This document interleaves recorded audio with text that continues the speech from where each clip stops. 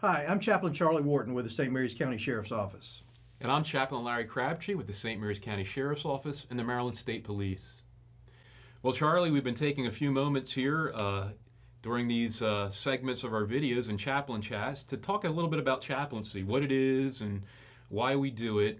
So today, let's answer the question that might be helpful for many people is, why is it so important to us?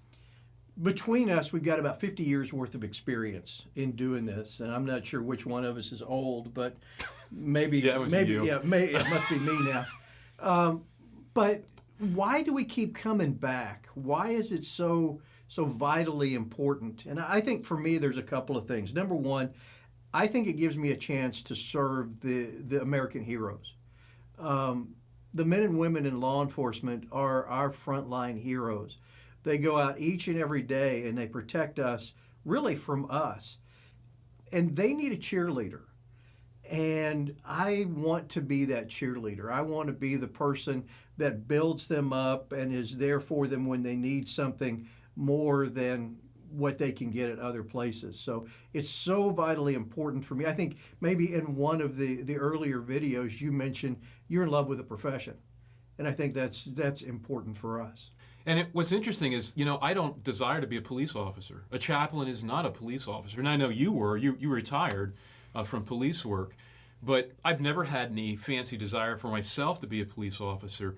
But I've got this burning longing in my heart to serve and minister to them because of their unique experiences and all that you're talking about right now. I think what drives me and the reason that keeps compelling me to go back is because of the tremendous stress and responsibility that men and women in law enforcement carry. They need somebody to help them carry it. And I'm more than happy to do that.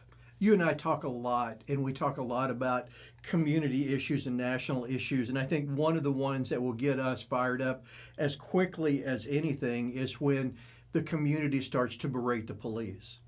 Sometimes there is a reason why an individual deputy or trooper or something does something that causes some consternation, but it's not the profession.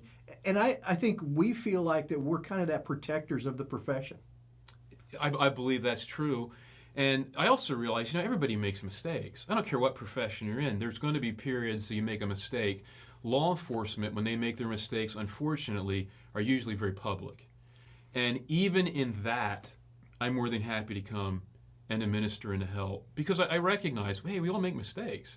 And if a law enforcement officer is willing to admit to that and correct themselves and learn from it, that's a great thing. They're only going to be better for it and our community will be better. But again, it's the public nature of it. Everything gets hung out there. That also moves my heart to see the needs that are there as well. I think there are certain things that people don't understand about what an officer does. We get the opportunity to be there during those softer times. Have you ever walked up to somebody's house, knocked on the door at 4 o'clock in the morning and said, your 14-year-old daughter's not coming home? Have you ever had to stand there with an officer or with somebody holding a baby in their arms that they can't resuscitate? If we just leave them in that position, we're not going to have anybody left. And it gives us a chance to be a part of that and to maybe fill those emotional gaps when they need it.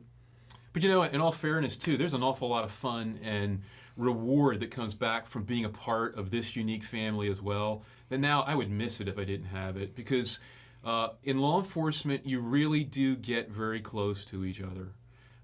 Even as chaplains, we get to know these men and women. We're invited into their lives. We share so much with them, the good and the bad. And it's just fun. They also reciprocate. They treat us with great respect. They treat us with great love and care. And I'm positive that if we needed help, they would be there. You couldn't bat an eye. I mean, they're going to be right there to help in every way they possibly could. And so there's also a unique family that it's kind of special that you enjoy. You don't really find in a lot of other places. It's very different. I enjoy that too.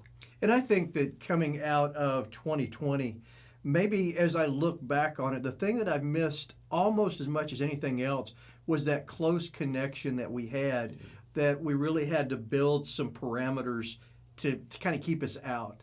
Understandable, but it was sad. And that's exactly why we're doing these Chaplains Chats on video, is so that we could somehow get back in. because we missed that family connection that we so desperately need. Because that's what chaplains do. Again, it's all about that connecting. We talk a lot about what we give, but I'm going to tell you, we get a lot in return. Absolutely. And like I said, I would miss it if I wasn't doing it. Well, thank you for all that you do. We appreciate it. Like you say, if you're looking for a couple of cheerleaders, you got them right here. So as we finish up, remember this. Be strong. And be safe.